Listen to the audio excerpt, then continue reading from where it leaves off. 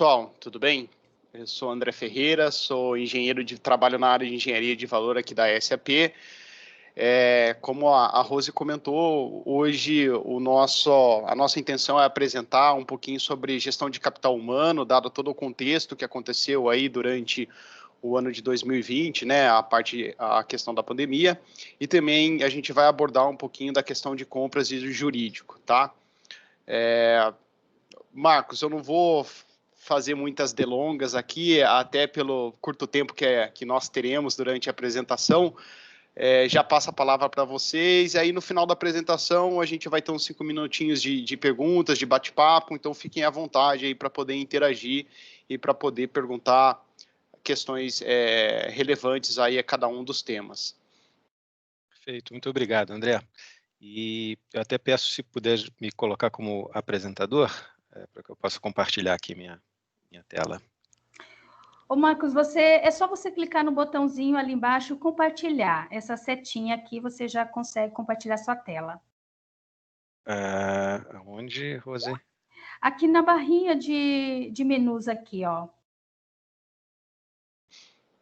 Tá, que eu não tô vendo a sua tela. Rose, eu acho que você vai ter que clicar nos 3 pontinhos, ir lá no Marcos Macena e colocar Make Presenter. Isso. Não, ele consegue fazer isso já. Deixa eu só mostrar aqui minha tela para você, só um instante, por favor. Tá?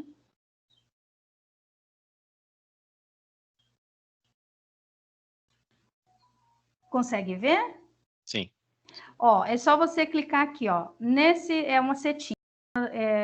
Tá diferente para mim porque eu estou compartilhando, mas é só você clicar aqui, tá bom? É que essa opção ela não está disponível para mim, Rose. Espera aí só um minutinho, então. Ô, Rose, vai ali nos 3 pontinhos na frente de pessoas ali. Espera aí só um pouquinho. É o Marcos, deixa eu achar ele aqui só um instante. Marcos Macena. Os 3 pontinhos do lado do nome dele. Isso, do lado do nome dele.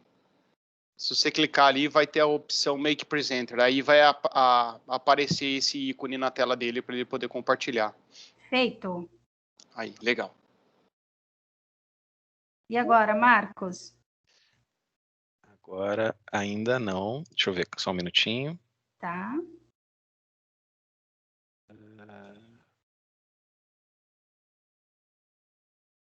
Não. As opções que eu tenho aqui são... Agora sim. Perfeito.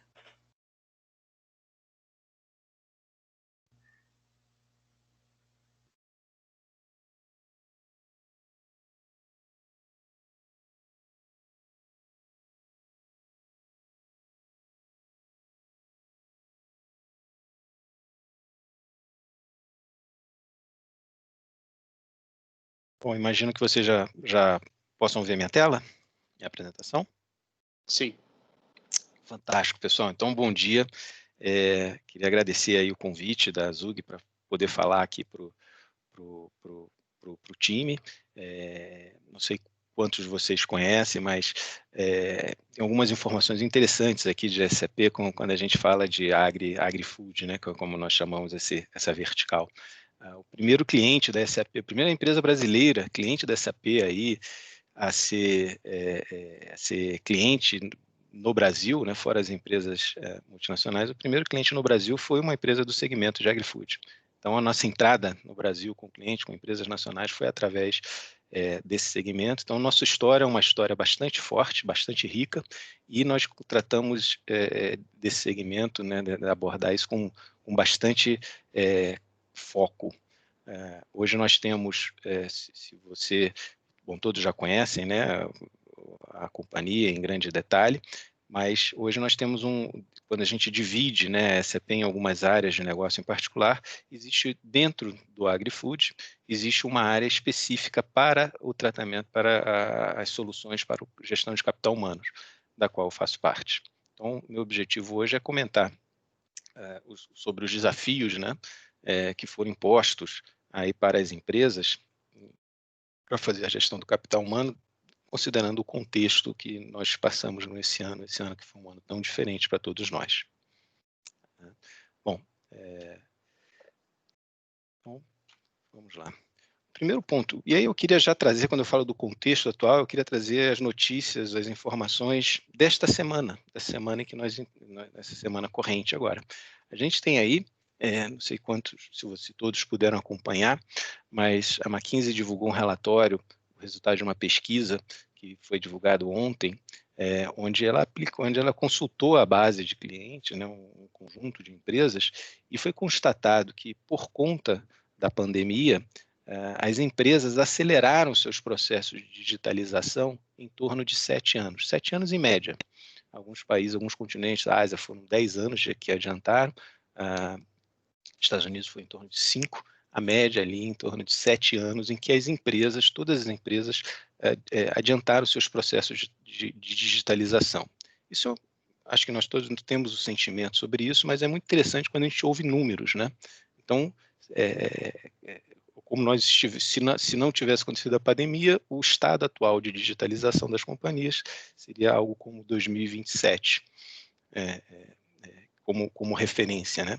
E, obviamente, muitas dos que nós estamos vivendo hoje, por exemplo, essa nossa própria reunião que nós estamos fazendo agora, que está acontecendo dessa forma, muito possivelmente são hábitos que serão incorporados ao dia a dia das pessoas a partir de agora, né? E quando a gente fala que esses hábitos serão incorporados às pessoas, isso significa que todos nós teremos uma nova visão, uma nova experiência digital, de consumo digital. E aí nós, como força de trabalho das nossas empresas, né, estaremos acostumados a uma nova experiência. Então, um dos pontos importantes para a gente tratar agora é como nós vamos fazer uma revolução digital nas nossas companhias. Toda essa revolução digital ela passa pelas pessoas, que são as pessoas que vão efetivamente utilizar, pensar, tolerar ou não, ou adotar as novas tecnologias. Então, esse é um dos pontos talvez mais relevantes que eu gostaria de trazer hoje para a nossa conversa.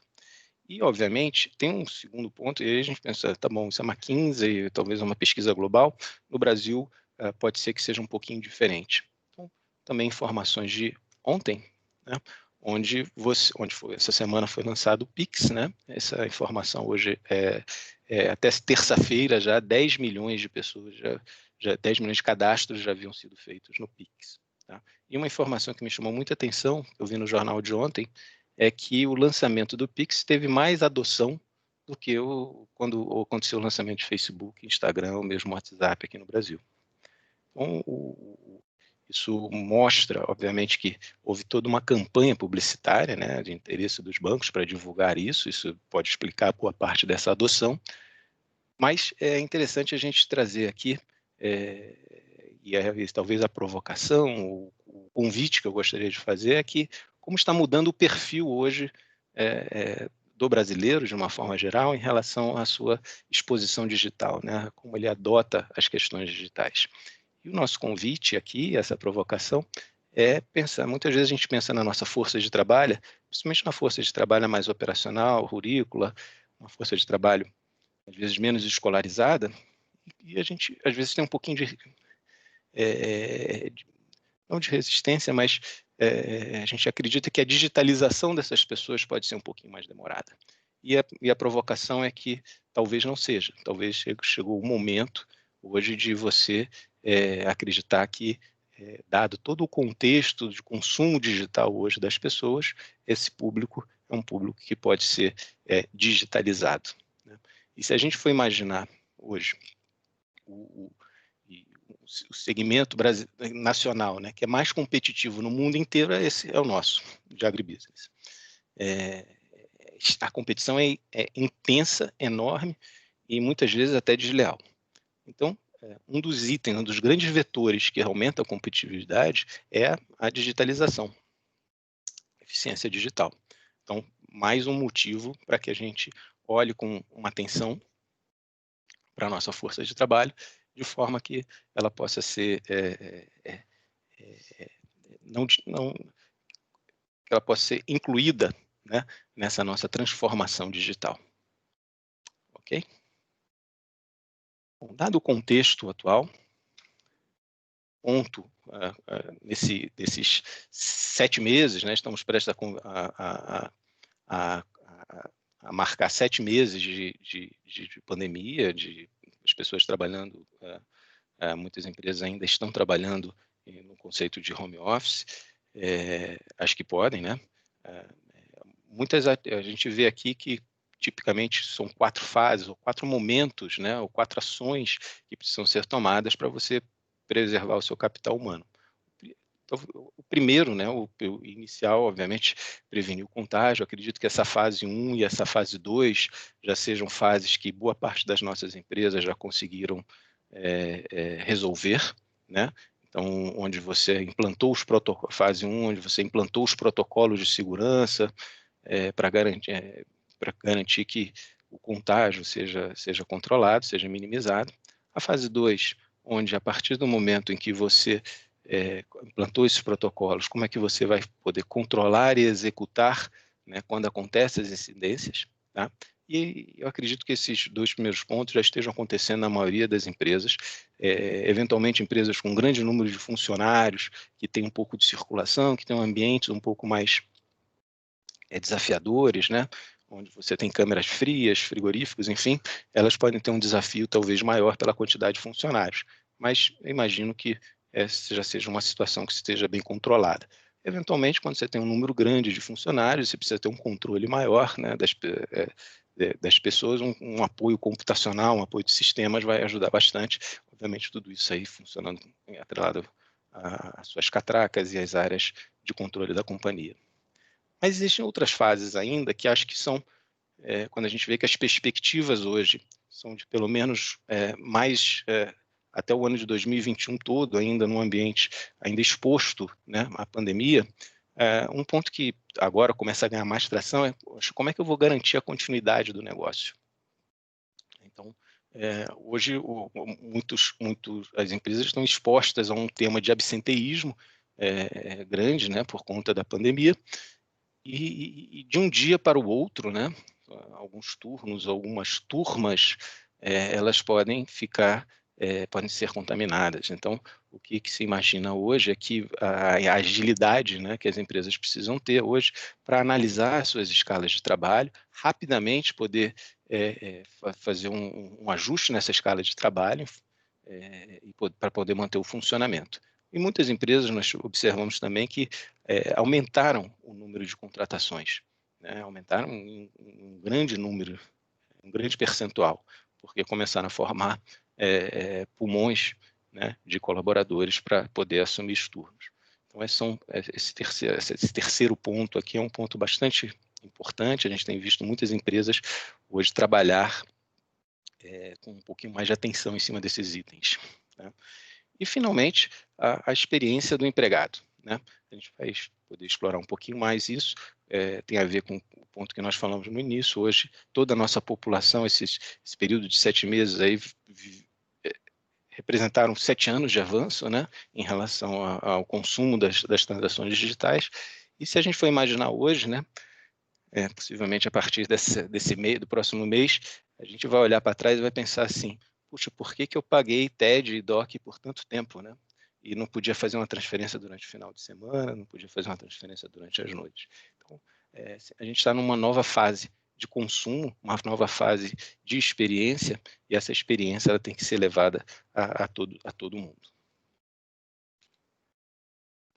Quando a gente, botando um olho aqui em cada uma dessas fases, quando a gente fala aqui em prevenção, né, acho que o ponto que nós já cobrimos hoje é a questão do monitoramento da saúde das pessoas. Então, o mapeamento dos trabalhadores e principalmente a automação nos registros dos funcionários, né, funcionários, visitantes, né, fornecedores que vêm até aos nossos sites. Como eu disse, esse é um tema que pode estar já endereçado em muitas das empresas, mas um ponto que acho que ganha bastante atenção, como eu mencionei antes, é o planejamento do turno e as gestões de exceção. Então, hoje, a questão de turnos flexíveis, né, de forma que você evite aglomerações.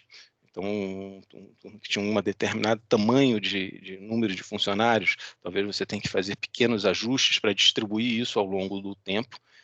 Exige um planejamento de um planejamento que precisa ser rápido e precisa, obviamente, observar questões econômicas, né? O controle de acesso, isso é bastante importante, né? Quer dizer, as pessoas só deveriam ter acesso físico aos locais em que elas precisam ter para trabalhar, e, obviamente, a partir dos momentos em que acontecem casos e registros de incidentes, né, de segurança, você precisa ter a possibilidade de traquear todo mundo que esteve naquela região. Então, isso também é um item de bastante atenção hoje, e que tem ajudado muitas companhias a evitar o contágio dos seus turnos. Eu tive e aí eu puxar um exemplo que eu conheci de um amigo, na verdade uma amiga que se contaminou com Covid, e o que aconteceu é que ela é repórter, e ela foi fazer uma matéria junto com uma orquestra, essa coisa de um mês e meio atrás. E na orquestra tinha uma pessoa contaminada e todo mundo que estava naquele ambiente ali se contaminou. E ela só soube que estava contaminada, porque ela estava completamente assintomática, só soube que estava contaminada por causa do registro que eles tiveram a oportunidade de fazer. Então, aconteceu um caso e todos os casos, enfim, das pessoas que estiveram ali foram contactadas e colocadas em quarentena. Esse tipo de procedimento é um procedimento que, se você, nesse caso dela, era um turno pequeno, né? São pessoas conhecidas, uma excepcional. Mas se a gente leva isso para um refeitório de uma fábrica, se a gente leva isso para um ambiente de trabalho, pode ser um pouquinho mais difícil de fazer o controle. Então, esse é um ponto que exige bastante atenção. E um outro ponto também que se destaca muito, a gente tem ajudado muitos nossos clientes na questão do treinamento. As empresas tinham um hábito, principalmente os treinamentos normativos, as empresas tinham um hábito de fazer o treinamento presencial, e agora, até para evitar, né, aglomerações, a tendência é que isso aí se faça pelo menos o que for possível, ou pelo menos uma parte do treinamento já de forma remota. Então, esses são pontos que têm sido alvo de bastante atenção. A questão de mitigação, quando a gente fala do controle dos casos de isolamento, como eu comentei agora há pouco, então ter um monitoramento constante, né, e bem preciso em relação aos casos que estão sendo relatados, né, e assim como identificar as questões das cadeias de contágio, como o exemplo que eu comentei agora há pouco. Tá? Talvez o ponto mais interessante, como eu disse antes, o ponto mais recente para a gente é como garantir a continuidade das nossas operações. Esses acho que são pontos um pouco mais recentes que estão sendo discutidos pelas empresas, onde você tem aí, talvez o primeiro ponto seja como é que você pode digitalizar os seus processos, né, de atendimento ao seu público. Então, boa parte dos nossos clientes, antigamente, tem lá o escritório do RH, o guichê do RH, o representante do RH, onde as pessoas se dirigiam até lá. Um outro exemplo também, que é bastante comum, que a gente pode ver nos nossos negócios aqui, quando a gente vai para a questão do recrutamento, né? As salas de entrevista, as portas da fábrica, onde o pessoal vai levar currículo, todos são o pessoal que vai levar currículo são pessoas que estão fora, inclusive, se a gente puder chamar assim, né, da bolha, que é a bolha de sanidade aí que a empresa cria. Então, são pontos de bastante atenção hoje, como que você pode digitalizar os processos para que você minimize o contato e a aproximação das pessoas. Eu diria que alguns processos são bem prioritários, né, são bem passíveis de você poder fazer isso. Podemos falar sobre o processo de recrutamento e admissão, né? Esse é um processo que hoje a capacidade de você fazer isso de forma digital é bastante grande. Desde o momento que você atrai o candidato, que você faz as entrevistas, que faz todo o processo de seleção até o momento da admissão e a integração do candidato. Então, todas são coisas que se você pode fazer completamente remoto, ou o que você precisa fazer fisicamente, você pode minimizar aí o tempo de presença física. Então, esse é um ponto. Outro ponto também que chama bastante atenção hoje dos nossos clientes, processos, né, são os processos de autosserviço. Então, levar aos seus colaboradores a capacidade de fazer o autosserviço junto ao RH através do seu celular ou através de um totem, hoje é um ponto que tem demandado bastante atenção. Então, se você quiser fazer uma solicitação de férias, se você quiser fazer uma atualização de cadastro, se você quiser informar o nascimento de um filho, enfim, se você quiser pedir um afastamento, tudo são atividades hoje que você não precisa fisicamente se deslocar Gigi. Você não precisa fisicamente se deslocar até a companhia, até o guichê, ou até o seu supervisor para poder fazer esse tipo de solicitação. Então, isso são coisas, a tendência é que você use o autosserviço para eliminar esse tipo de deslocamento.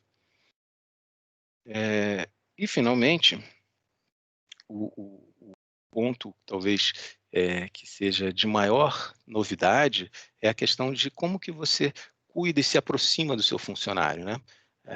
A gente tem visto, por exemplo, as pessoas do escritório, né? Muitas delas estão trabalhando em home office. Como tem sido, então, a oportunidade, como tem sido, qual o desafio que essas pessoas têm para manter o nível de produtividade, né? Você tem casos que são muito diferentes entre si.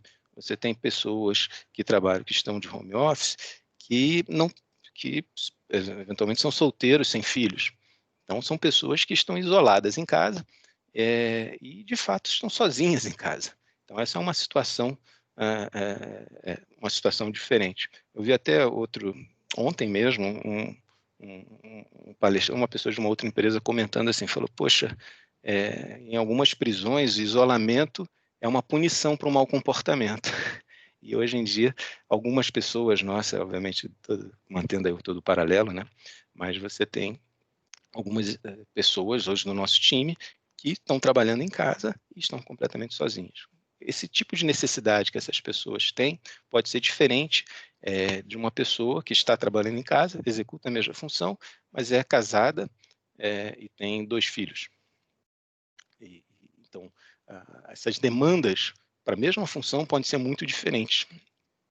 E é muito importante, então, que a empresa tenha a capacidade de escutar o seu funcionário para entender quais são as demandas específicas e com isso, fazer ajustes que consigam garantir aí a produtividade, consigam manter esse funcionário no nível de produtividade esperado pela companhia.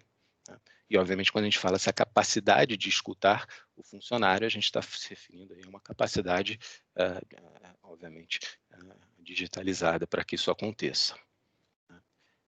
Eu diria que esses são os principais pontos, André e Rose, que eu queria trazer hoje para a nossa conversa, recapitulando o que nós vimos aqui. Nós falamos assim de um novo perfil, né, do nosso funcionário, e o meu convite aqui é que a gente olhe para esse nosso colaborador hoje, acreditando, né, que apesar da baixa escolaridade, mas acreditando que ele pode ser incluído nessa transformação digital, ele pode ser ativamente participar dessa transformação digital, porque provavelmente ele já está fazendo isso na vida diária dele. Tá? E o segundo ponto, para a nossa reflexão aqui, como que, acho que todas as questões de protocolo estão em andamento, mas como é que a gente vai garantir, então, hoje, um processo, aumentar os processos do RH, aumentar a digitalização dos processos de RH, para que a gente possa ter isso não só de uma forma mais eficiente, não só de uma forma que tenha mais garantias, né, de compliance, mas também uma forma que permita as pessoas trabalharem diminuindo aí a aproximação, o contágio e garantir aí a continuidade dos negócios.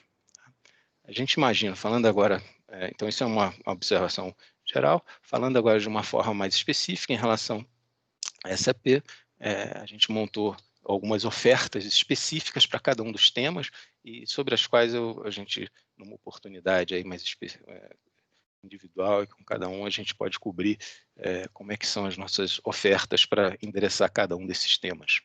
Tá? Mas, André e Rose, acho que esses são os pontos que eu gostaria de cobrir por agora. Bacana, Marcos. Obrigado aí pela apresentação. Pessoal, é importante a gente ter em mente que o agronegócio ele é muito grande, né? Então, existem muitos subsegmentos e cada um dos subsegmentos tem uma necessidade diferente. Então, o Macena apresentou aí algumas das ações que a gente está fazendo e é bem importante a gente, devido à necessidade de cada um desses subsegmentos, a gente bater um papo, entender e conseguir chegar no detalhe aí de como que a SAP ela pode suportar vocês nesse momento, nessas mudanças que estão acontecendo. Eu não sei se alguém tem uma dúvida, alguém quer fazer alguma pergunta.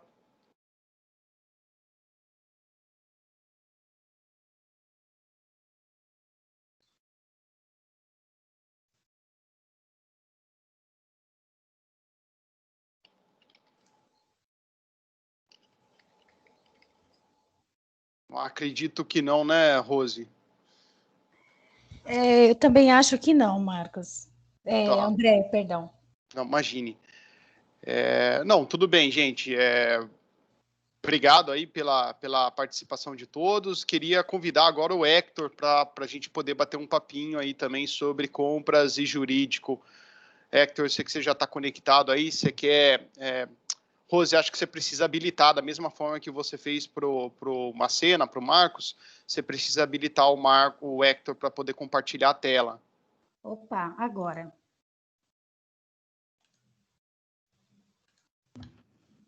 Bom dia, pessoal.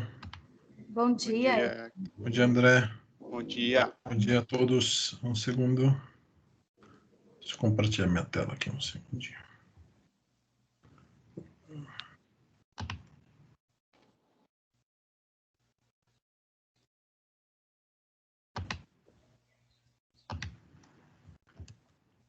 Me fala se vocês estão vendo. Ainda não, Hector. Agora sim. Agora sim. Deixa eu só ver aqui.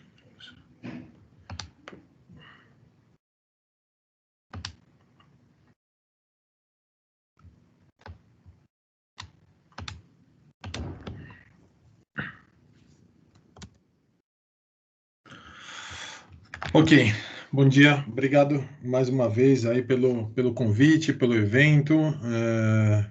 Meu nome, conforme o André mencionou, é Hector de la Hoz, eu sou líder responsável por essa estrutura de Value Advisory, né? Na verdade é uma área com valor para toda a parte de gestão de gastos, de uma forma geral, tá? O que eu vou trazer aqui para vocês é um pouco uma história, né? Um pouco o momento que estamos, né? E logicamente um cenário do atual momento, os desafios que a gente está vislumbrando para frente, para continuidade do negócio, quando a gente pensa em compras e jurídico, e logicamente como que o nosso portfólio pode apoiar, né? A todos os nossos clientes SAP, e agradeço mais uma vez aí a Zug pelo convite. Antes de mais nada, eu lidero esse time já faz algum tempo, mas mais do que nunca eu sou, assim como as pessoas do meu time, somos pessoas de suprimentos, tá? Então, mais do que nunca, a gente conhece um pouco a área, a prática, a realidade, as dores e desafios dessa área, né? Que a gente sabe que muitas vezes suprimentos é extremamente importante, mas que é uma área extremamente crítica, né? E, logicamente, isso traz uma necessidade, num momento como esse, ainda maior, né? E aí, o que esperar, né? O que esperar de Procurement Supply Chain, pensando na continuidade e o momento que estamos, né?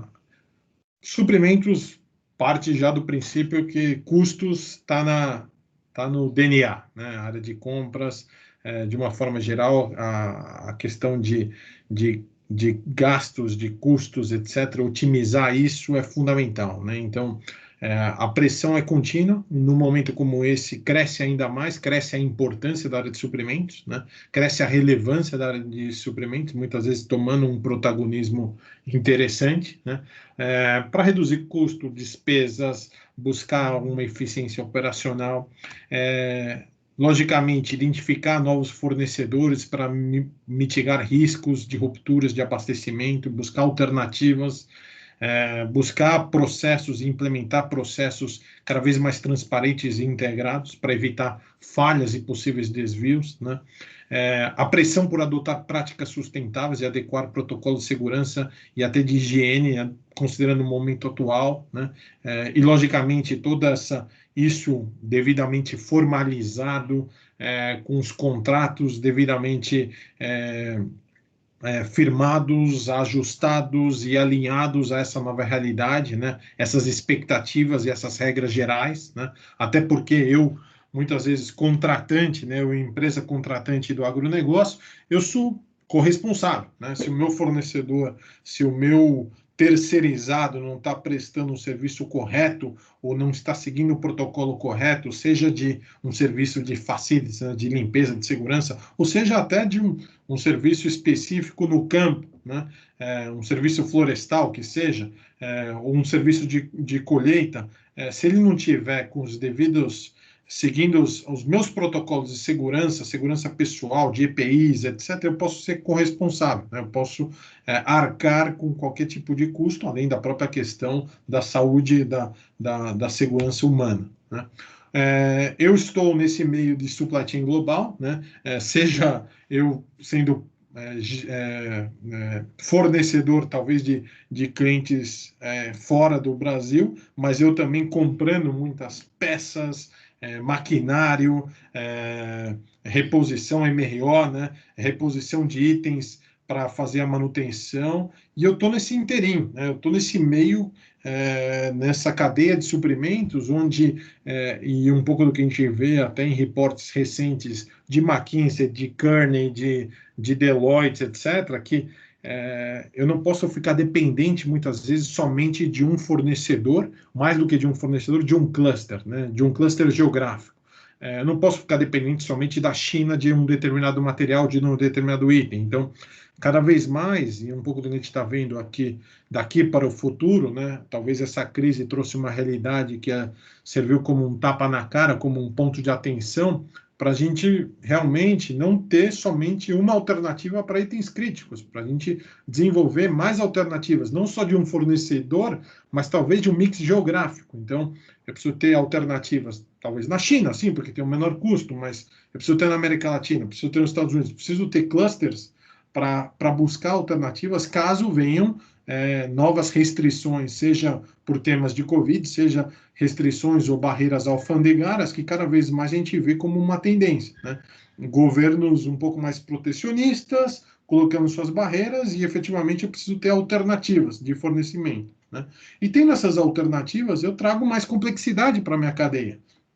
Eu não tenho somente mais um fornecedor, eu tenho 2, 3, 4.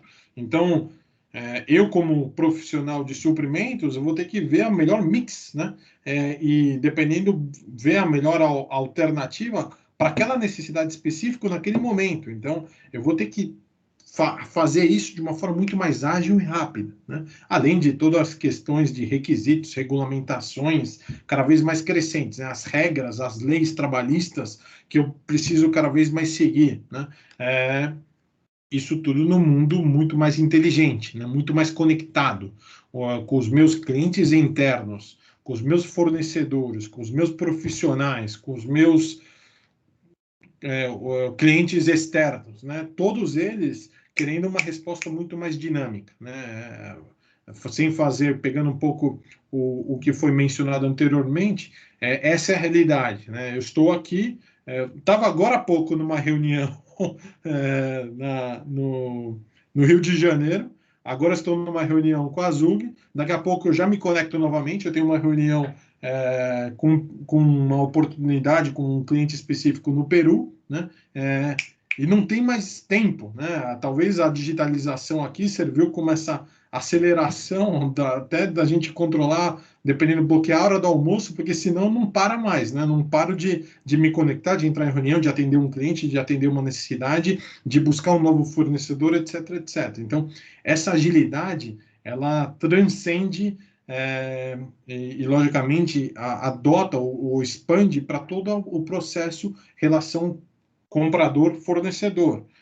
E, logicamente, ter essa automação e ter cada vez mais processos ágeis e automatizados é uma realidade que mais do que nunca, se vocês já não começaram isso, o relógio está clicando, está tocando, e a gente precisa de alguma forma se movimentar muito rápido, né? Para efetivamente ter a adoção contínua de inovações e melhores práticas, né? Internet of Things, né? Internet das coisas, RPA, a Machine Learning, um pouco do que a gente já vê muito existindo no campo, né? No agronegócio, com os maquinários que já tem toda essa questão da digitalização, também dentro dos processos administrativos, eu também preciso ter essa interação muito mais rápida e ágil com meus fornecedores. Eu não posso ficar dependente de e-mail, de correios, de etc., para interagir, né? Eu preciso ter sistemas e plataformas eletrônicas para trocar informação e para efetivamente ter respostas ágeis ao negócio. Construindo o modelo ao futuro, né? Aqui eu achei bacana que eu já tinha construído aquele material, aquela mensagem recentemente, né? E até interagindo com outras empresas e também discutindo com alguns partners dessas consultorias, né? E eu vi que recentemente saiu esse reporte da McKinsey, onde ele fala justamente dos cinco focos da área de suprimentos, pensando na área de compras, né, pensando no futuro, né, como reimaginar, né? E aí, logicamente, o cenário atual serviu como esse alerta, né, esse wake-up call, né, essa chamada para, pessoal, se você não começou, comece imediatamente, né? Então, primeiro, construir uma cadeia mais resiliente, né, com mais alternativas e colaboração digital multinível, né? O que é multinível? Muitas vezes eu não quero só ver, mais do que somente ter a visão do meu fornecedor, eu preciso também ter o fornecedor do fornecedor do fornecedor, né? Eu estava outro dia no SAP Now conduzindo uma discussão com a head de suprimentos da PepsiCo aqui na América Latina, né? E ela mencionou para mim, ela falou, cara, teve recentemente até com essas restrições que nós tivemos, recentemente a gente tinha 2 ou 3 fornecedores alternativos, né, para um determinado item crítico. Só que a gente não via além desse primeiro tier, né, desse primeiro nível. E a gente foi ver que o segundo e terceiro nível eram iguais. Então, era um único subfornecedor que fornecia para essas 3 alternativas. Ou seja, esse elo comunicante, esse vaso comunicante falhou minhas 3 alternativas. E aí me tocou correr para buscar outra alternativa que não tivesse esse problema. Então, é um pouco do que a gente tem visto na realidade de suprimentos, né, de buscar mais do que entender somente o seu fornecedor, mas a cadeia, né? E talvez não para todos os itens, mas para aqueles itens mais críticos, né? Revisar estratégias de categorias críticas, explorando uma maior proximidade com os partners estratégicos com um relacionamento cada vez mais ganha-ganha, né? Dependendo, dividir com eles as informações de inventário, né? Dos itens que eu tenho no estoque, para ele me reabastecer, ter um controle, ter uma colaboração mais próxima do supply chain, né? Dependendo, processos de co-inovação, de busca de alternativas, né? Desenvolver, logicamente, tem toda a questão de adoção digital, né? Eu não vou mencionar isso, mas aceleração da digitalização, como o mundo atual se tornou cada vez mais crítica, né? Um pouco reforçado, né? Mencionado anteriormente, até em outro reporte da McKinsey, que nesse tempo aqui a gente evoluiu alguns anos, né? Perto do que a gente tinha no passado. Mas, acima de tudo, o profissional, as pessoas de suprimentos relacionadas nesse processo de compras, de formalização jurídica, etc., eu preciso estar apto, eu preciso rever a minha função para cada vez mais ser um processo mais ágil, né? Mais rápido, mais adaptado à realidade, né? E aí, logicamente, a tecnologia fica como um grande habilitador dessa brincadeira, né? A provocação que eu gosto, né? Eu lembro que eu tinha esses slides, eu já apresentei algumas vezes. Ontem eu estava atualizando, eu falei, beleza, isso aqui, não sei se vocês já viram essas fotos, né? Mas Praça São Marco em 2005, né? No conclave do Bento XVI, né? Alguns anos depois, né? No conclave que foi selecionado, o Papa Francisco foi nomeado, né? Uma diferença absurda, né? E hoje, né, mais recentemente, 2020, talvez com uma audiência ainda maior, né? Tudo isso digital, né? Então, o que mudou e o que segue mudando, né? Então, talvez conectado a milhares e milhares ou milhões de pessoas comparado com o anterior, né? A presença física não está, mas a presença digital está, né? E segue mudando, né? Então, na economia digital, né? Na economia digital de hoje, a conexão é tudo, né? Um pouco do que a gente viu na foto anterior, né? Eu preciso me conectar, a Airbnb aqui que permite, né? A plataforma que permite eu conectar consumidor de quartos, né? De hotéis com pessoas que estão disponibilizando aqueles quartos, aquelas casas para locação, nada mais é do que viabilizar essa conexão entre uma demanda e uma oferta, né? E no mundo de negócios, quem é que faz isso, né? Quem que faz essa conexão entre compradores e fornecedores, né? É justamente um pouco do que a gente vê da realidade da grande rede que nós temos aqui quando a gente pensa nas soluções da SAP, da rede de negócios SAP Ariba, somando-se a Fieldglass, né? Eu tenho uma rede de negócio com mais de 5 milhões de empresas conectadas. Enquanto a gente está falando, esse número deve estar sendo atualizado, né? Fornecedores e compradores mundo afora se conectando e transacionando hoje em dia, mais de 3 trilhões de dólares negociando entre o processo de compras e vendas, né? Então, eu estou falando de realmente ser um marketplace, né? De ser uma rede de negócio onde eu conecto demanda com oferta, mas de uma forma automatizada, né? E essa forma automatizada, a gente vê que mais do que nunca, no mundo agribusiness, né? No mundo de bens de consumo e de agrobusiness, a gente já tem uma rede, né? Desses 5 milhões de empresas conectadas, diversos clientes do setor, né? E com esses clientes do setor, milhares e milhares de fornecedores já estão ali também automatizando e disponíveis a transacionarem com mais compradores, né?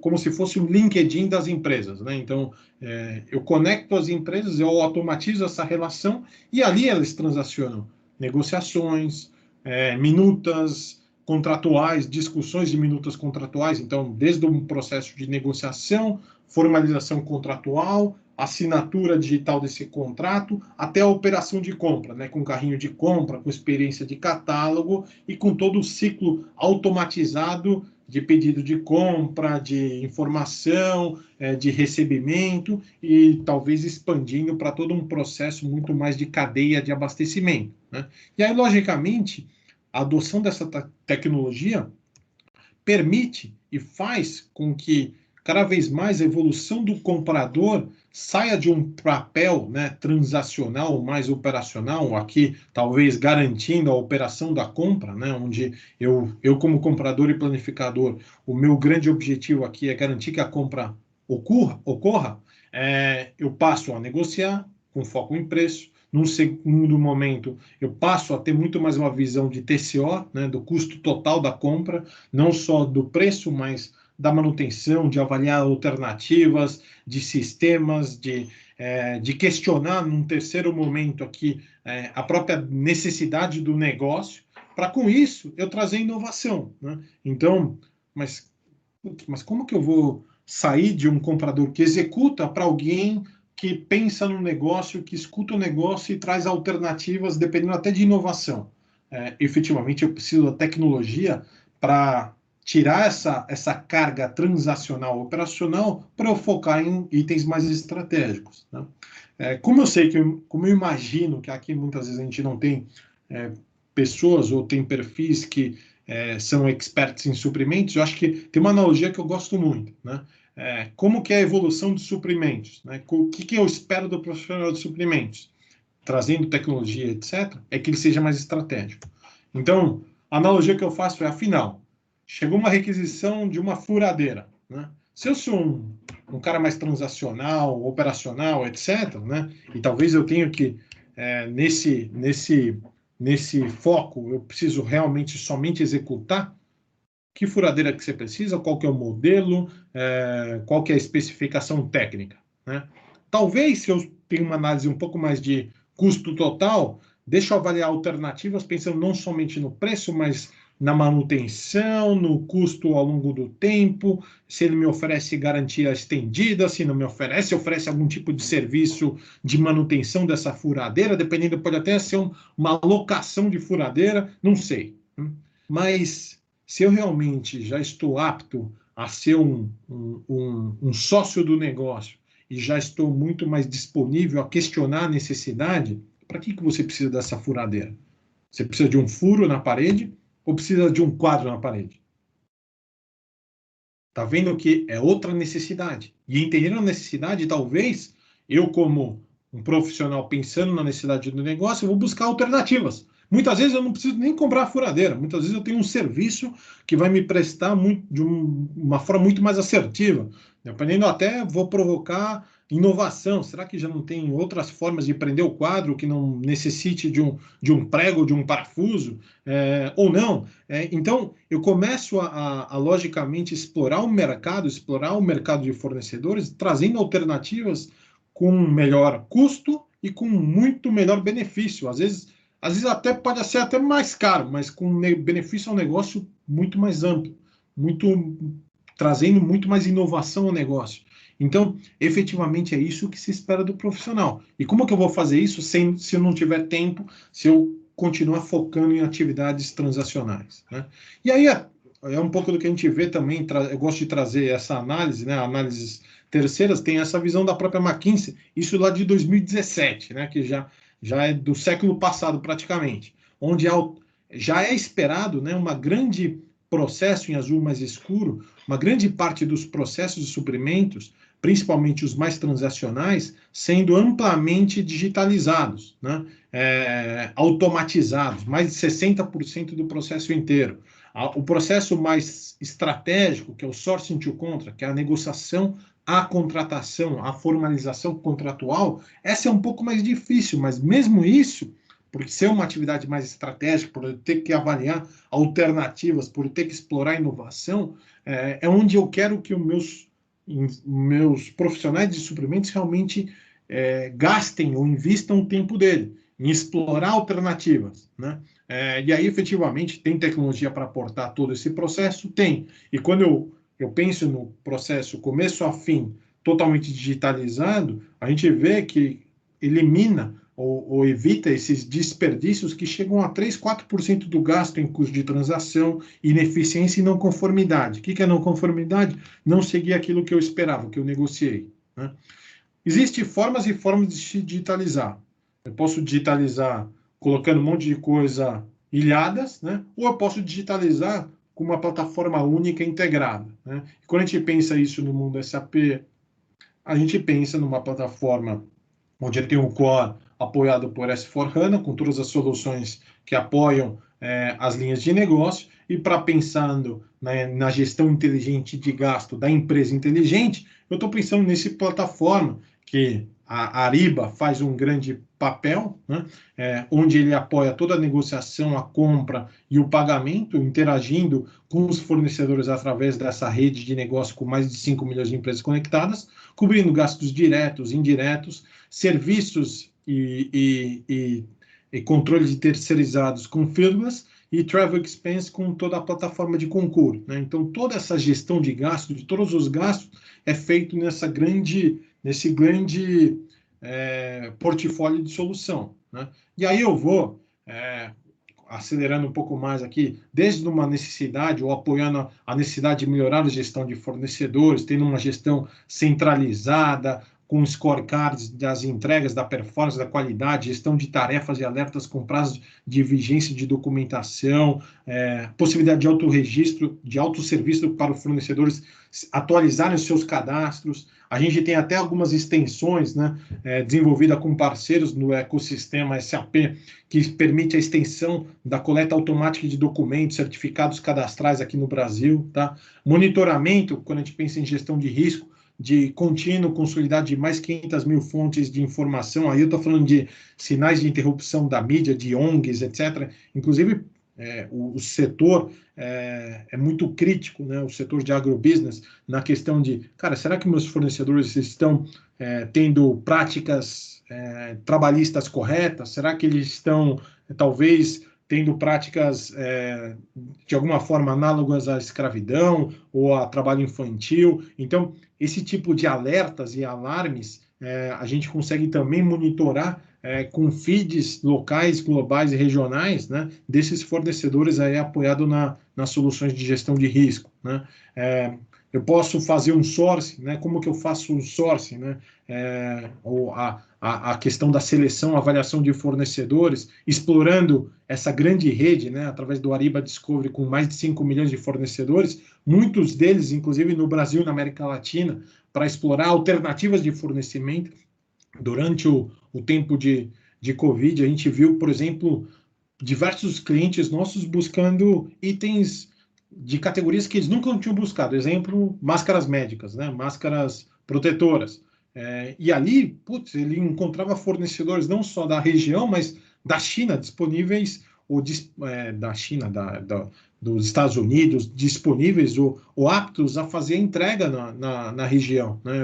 Eu vim de suprimentos, eu trabalhei, inclusive, no setor de healthcare, dei uma passada no healthcare, conduzindo toda a área de suprimentos de uma grande empresa do setor de saúde, onde eu mesmo, Hector, como pessoa física, eu fui lá buscar a realidade deles, entender a realidade deles, e ver como que eu podia ajudar, né, dado esse momento que a gente estava passando.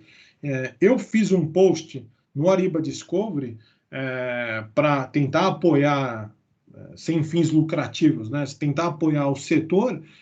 Eu recebi em menos de uma semana 30, 40 propostas alternativas de fornecedores me mandando opções de equipamentos médicos, né, de EPIs médicos. Então, só para dar um exemplo, né, e isso vai não só desses itens, dessas necessidades pontuais, mas até do seu serviço, da sua operação corrente, né? Eu lembro há um tempo atrás, uma grande seguradora também foi buscar EPIs, ou foi fazer um post buscando, logicamente, trazendo, convidando os seus fornecedores que eu tinha registrado, buscou também na Ariba Network. Recebeu muito mais propostas e, logicamente, tendo mais opções, você traz mais competitividade e consegue também ser mais eficiente no seu custo, né? Ponderando a avaliação de preço, qualidade, etc, etc. Ter uma melhor gestão de serviços terceirizados aqui com a plataforma Fieldglass, né, tendo uma visão onde está cada um dos seus trabalhadores, se eles estão seguindo as práticas, os protocolos, inclusive atuais de Covid, né, se eles foram treinados, se eles têm as capacidades, se eles estão entregando os serviços, se eu tenho as evidências dos serviços prestados. Então, quando a gente pensa, por exemplo, de agro, né, a gente vê muito serviço de manutenção entre safra, né, que são feitos normalmente com serviços ou com prestadores de serviços de manutenção específicos. Como que eu controlo a entrega desse serviço? Como que eu controlo, dependendo esses serviços, se eles foram entregues na qualidade, no tempo correto e ao preço correto, né? Cadê as evidências? Onde estão as evidências? Aquele headcount, aquela pessoa que entrou na minha fazenda, dependendo, ele estava com treinamento com os EPIs corretos? Ele tem a capacidade correta? E se ele não entregou, eu consigo bloqueá-lo numa próxima vinda para ele não, de alguma forma, ele ficar pontuado, né? Não a empresa, mas o CPF, né? Então, a gente chega nesse nível de controle do CPF, além de, logicamente, evitar um montão de riscos trabalhistas, né? E aí eu jurídico, que estou vendo muito isso, que esse risco trabalhista, ou muitas vezes eu estou com esse contencioso trabalhista, muitas vezes dos meus fornecedores, dos meus terceirizados, eu já tenho tudo evidenciado, né? Eu tenho todo o controle, não somente das entregas do serviço, mas muitas vezes do controle dessa documentação desse terceirizado, né? E aí, só para finalizar, o próprio supply chain, né?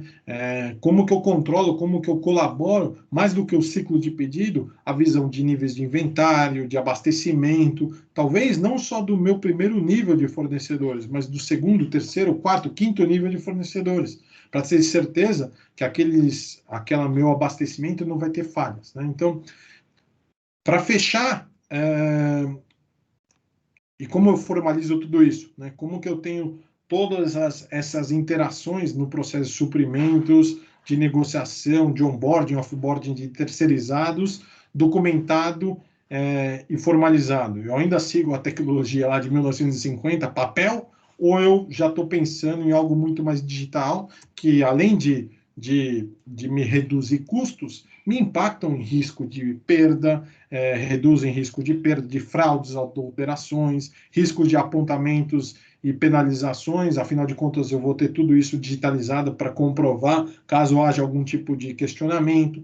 Hoje, né, riscos à saúde de colaboradores, representantes, normalmente contratos, quem é que vai assinar? O papel vai para quem? Vou para os representantes legais das empresas, para os stakeholders. Então, eu estava fazendo uma simulação de vamos fingir um contrato nosso com um determinado cliente.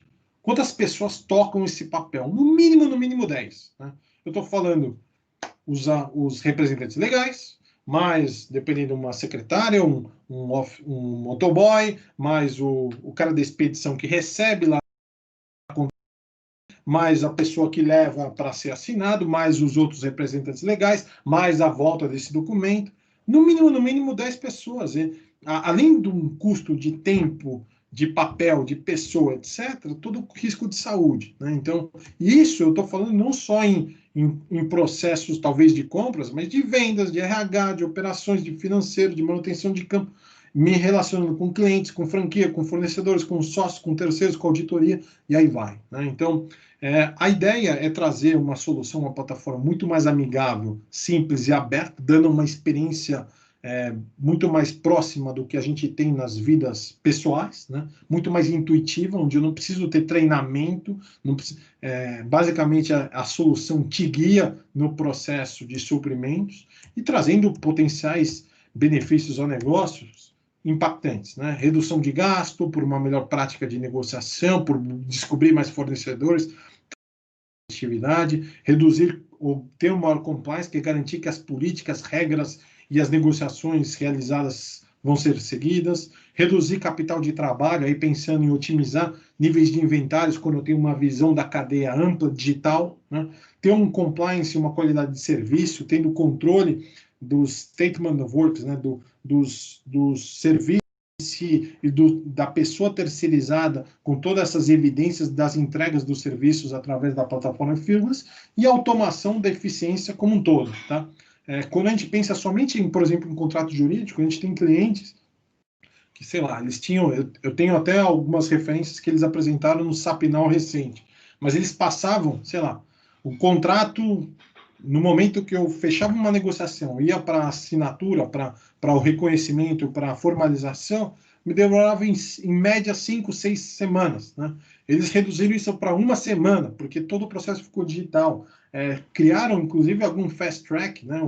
Uma linha rápida de contratos ainda mais simples, que demoram um dia no máximo, né? 1, 2 dias no máximo. Né? Por quê? Porque são contratos que já têm a minuta padrão digitalizada, com o processo de assinatura eletrônico já totalmente integrado, vai, assina, valida, tchau, né? Já está digitalizado e comprovado. Então, a grande pergunta é, e por onde começar? Como começar? Né? Então, a minha área, mais do que tudo, né, ela é uma área de suporte a esse processo consultivo, né? E a gente consegue trabalhar em conjunto, os interessados, para demonstrar as soluções, o valor que poderão gerar aos seus negócios e criar um business case, um caso de negócio, para que a sua história de transformação digital em compras e jurídico seja realmente planejada e tenha, logicamente, um caminho de êxito, né? Sabendo que, logicamente, a tecnologia sim é um grande habilitador, mas não é a única necessidade. Muitas vezes ele precisa rever processos, adotar melhores políticas, e é um pouco disso que o nosso time consegue trazer de insights adicionais, né? Mais do que somente uma recomendação de tecnologia, como é que está comparando melhores práticas da indústria, de outras empresas do setor, qual que é a jornada aqui para a gente adotar isso da melhor forma, né? Seja começando talvez com um processo mais de negociação, ou com um processo de digitalização mais contratual. Existem inúmeras alternativas, não é somente one size fits all, né? Uma única forma. Tem alternativas e, logicamente, eu deixo meus contatos para vocês, né? Caso queiram me procurar com o time, etc., para a gente explorar alternativas, e, logicamente, eu ponho vocês em contato com as pessoas responsáveis e, caso necessário, a construção de um caso de negócio. o meu time aqui do Brasil também consegue apoiar. É isso. Não sei se... André? Não é. Eu agradeço aí a apresentação, a colocação. A gente está avançando muito forte na parte de agronegócio, bens de consumo também. É uma atuação forte que a gente vem com toda essa parte de compras e a questão jurídica.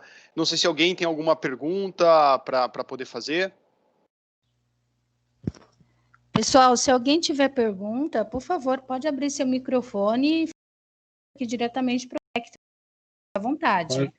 Qualquer coisa podem escanear aí, eu já preparei, falando em digitalização, preparei meu QR Code já com meus contatos. Se quiserem me pingar um WhatsApp, fiquem à vontade também, tá? Exato. É isso. Bom, pessoal, a gente está sempre à disposição. O Hector deixou os contatos aí também. Eu também estou bastante em movimento, em contato com o pessoal da Azug. Rose, qualquer coisa que precisa, você já tem os meus contatos também, pode compartilhar. A nossa área aqui dentro da SAP, ela...